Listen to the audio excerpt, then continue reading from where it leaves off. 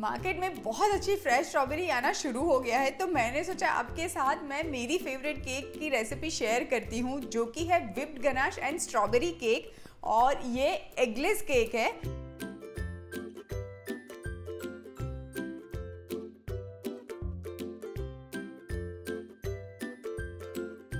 ये जो आज की केक मैं बना रही हूँ वो बेसिकली मैं नेकेड केक बना रही हूँ। नेकेड केक का मतलब ये होता है कि उसको पूरी तरीके से हम आइसिंग से ढकेंगे नहीं, उसके अंदर आइसिंग ज़रूर होगा, पर जैसे हम बाज़ार से केक लाते हैं तो कैसे होता है कि बाहर ऊपर नीचे हर जगह व्हिप क्रीम या बटर क्रीम से उसको ढका हुआ होता है, वैसे ये केक नहीं रहेगी। फिर भी ये केक बहुत ही ब्यूटीफुल लगेगी।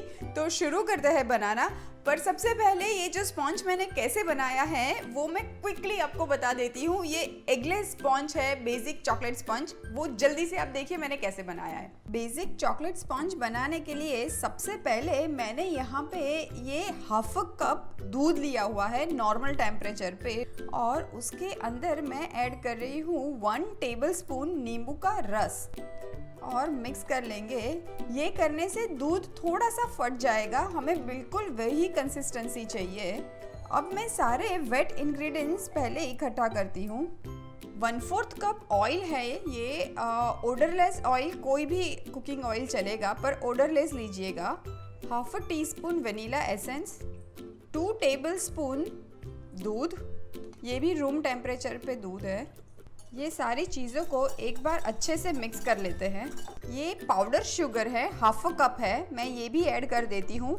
आप आइसिंग शुगर भी ले सकते हैं या नॉर्मल जो घर की शक्कर है उसको पाउडर बना के भी यूज़ कर सकते हैं। अब मैं सारे ड्राई इंग्रेडिएंट ये वेट इंग्रेडिएंट में मिक्स करने जा रही हूँ। ये मेरे पास 1/3 कप मैदा लिया हुआ था। ये 1 टेबलस्पून मैदा इसमें से मैंने निकाल के ये रख दिया है, क्योंकि मुझे 1 टेबलस्पून कोको पाउडर ऐड करना है।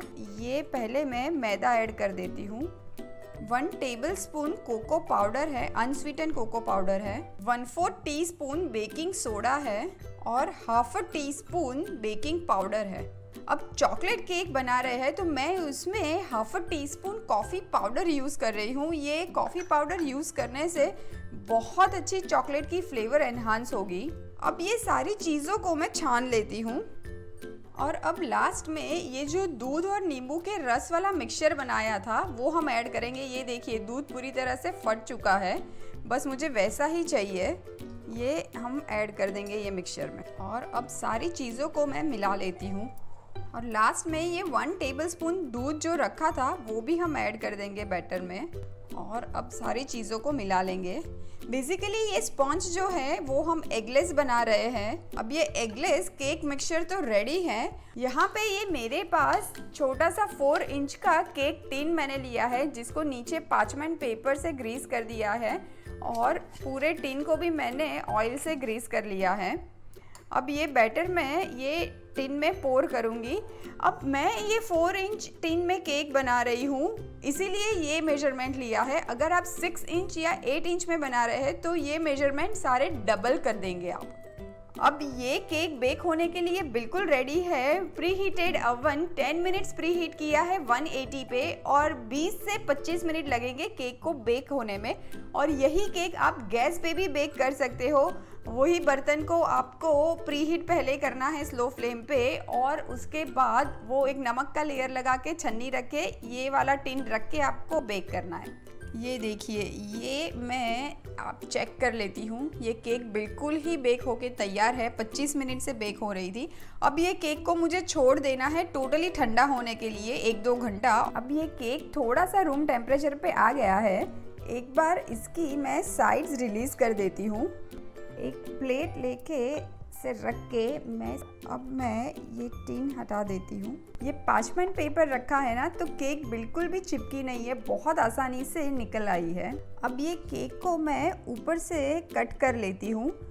ये मैं एक नाइफ लेके इसको टर्न टेबल घुमाते हुए केक को गोल घुमाते हुए कट करती जाऊँगी। एक बार सब साइड्स में कट लग जाए ना, उसके बाद पूरी नाइफ आप केक के बीच में से निकाल सकते हैं। पहली ही बार में ऐसे बीच में से निकालने की कोशिश करेंगे ना तो वो केक हमेशा आपकी टूटेगी। तो ये केक तो मेरे पास रेडी है अभी आइसिंग करने के लिए। इसको मैं बीच में से काट लूँगी क्योंकि मुझे 2 पीस चाहिए थे केक के, तो ऐसे बीच में इक्वल मुझे चाहिए। तो ऐसे चाकू और टर्न टेबल घुमाते हुए मैं केक को बीच में से कट कर लेती हूँ। अब ये देखिए मुझे केक के 2 पीसेस मिल चुके हैं। तो ये जो नीचे वाला जो टुकड़ा होता है वो जनरली मैं ऊपर रखती हूँ क्योंकि नीचे वाला बहुत ही मुझे फ्लैट सरफेस मिल जाएगी, तो वो हम केक के ऊपर रखेंगे। और ये ऊपर वाला टुकड़ा मैं सबसे पहले नीचे रख दूँगी। अब मैं फटाफट से पहले गनाश बना लेती हूँ। बेसिकली गनाश और कुछ नहीं है, कुकिंग चॉकलेट एंड क्रीम का मिक्सचर है। तो ये मेरे पास डार्क चॉकलेट है, कुकिंग चॉकलेट, जिसको मैंने बारीक बारीक चॉप कर लिया है। और ये अप्रॉक्सीमेटली 100 ग्राम डार्क चॉकलेट मैंने ली है। आप मिल्क चॉकलेट से भी गनाश बना सकते हो। इसको मैं मेल्ट कर लेती हूँ माइक्रोवेव में। एक बार चॉकलेट को चेक कर लेते हैं। चॉकलेट जब भी मेल्ट करे ना तो 40 सेकेंड रख के एक बार चेक करके अगर नहीं हुई है तो ही वापस रखिएगा। एक साथ 1 मिनट के लिए रख देंगे ना, बहुत जल्दी जल जाती है। अब ये चॉकलेट तो अच्छे से मेल्ट हो गई है। इसके अंदर मैं ऐड कर रही हूँ कुकिंग क्रीम, जो फ्रेश क्रीम, कुकिंग क्रीम, वो सब एक ही चीज़ है, वो मैं ऐड कर रही हूँ। ये मैं अप्रॉक्सीमेटली 50 to 60 ग्राम ऐड करूँगी क्योंकि वैसे तो रेशियो हाफ एंड हाफ होता है, पर अभी मुझे थोड़ा सा थिक गनाश चाहिए, रनी वाला गनाश नहीं चाहिए। इसलिए मैं इसके अंदर हाफ क्वांटिटी ही क्रीम की लूँगी, चॉकलेट से हाफ। अब ये क्रीम और चॉकलेट को मैं मिक्स कर देती हूँ।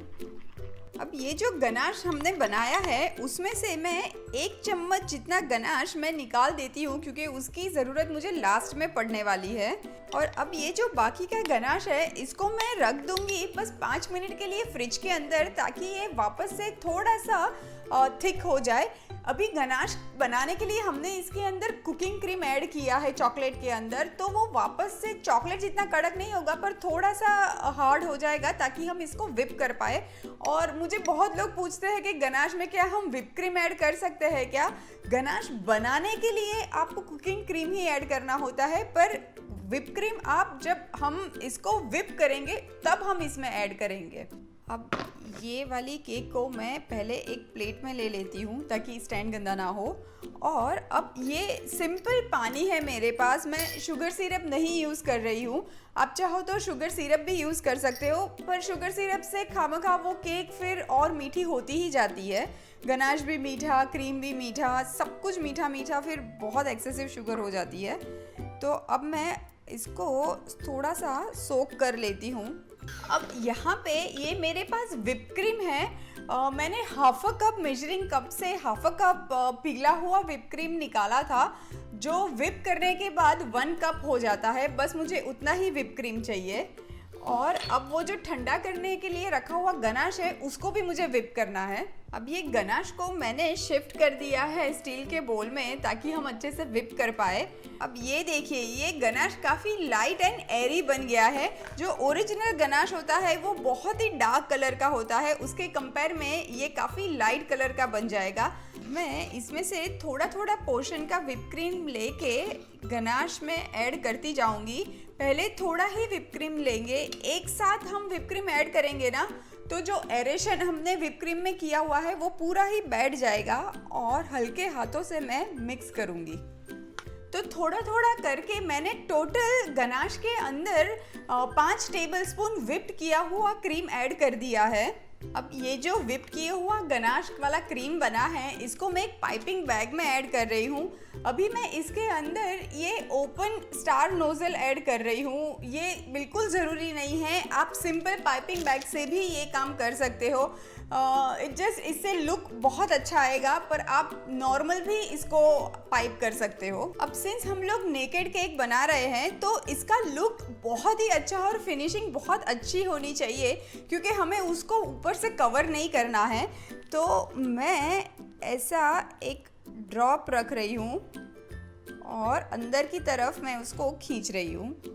और अब बीच में थोड़ा सा ही ये क्रीम ऐड करते हुए अब मैं इसके अंदर ऐड कर रही हूँ ये जो मेरे पास बारीक कटी हुई स्ट्रॉबेरीज है वो मैं इसमें ऐड कर दूंगी। ये स्ट्रॉबेरीज को मैंने बिल्कुल भी शुगर के अंदर डिप नहीं किया है, ये सिंपल धो के चॉप कर ली है और सेंटर में ये स्ट्रॉबेरीज में प्लेस कर दूंगी।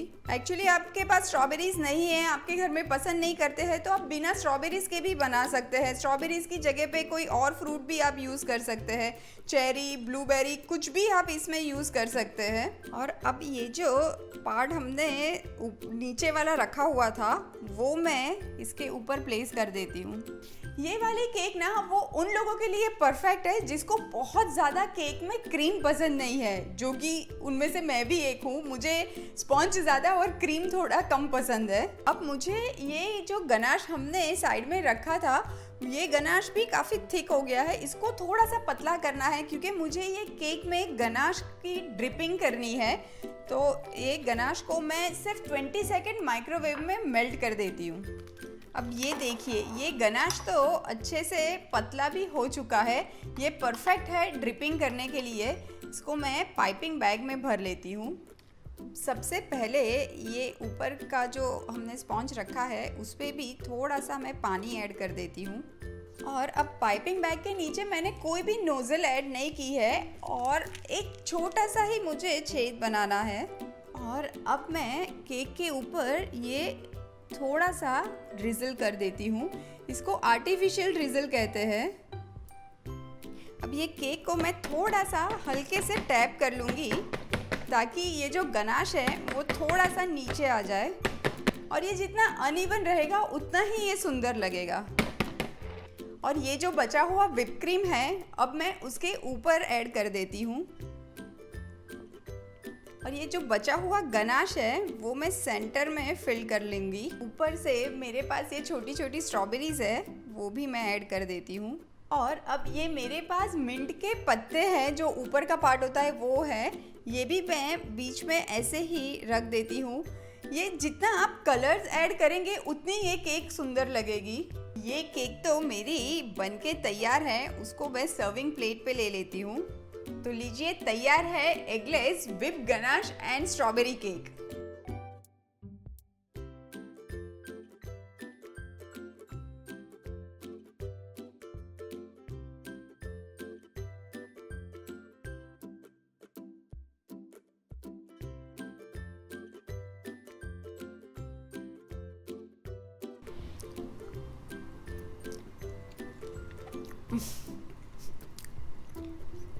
अब मैं क्या बताऊँ, चॉकलेट, स्ट्रॉबेरी, व्हिप गनाश,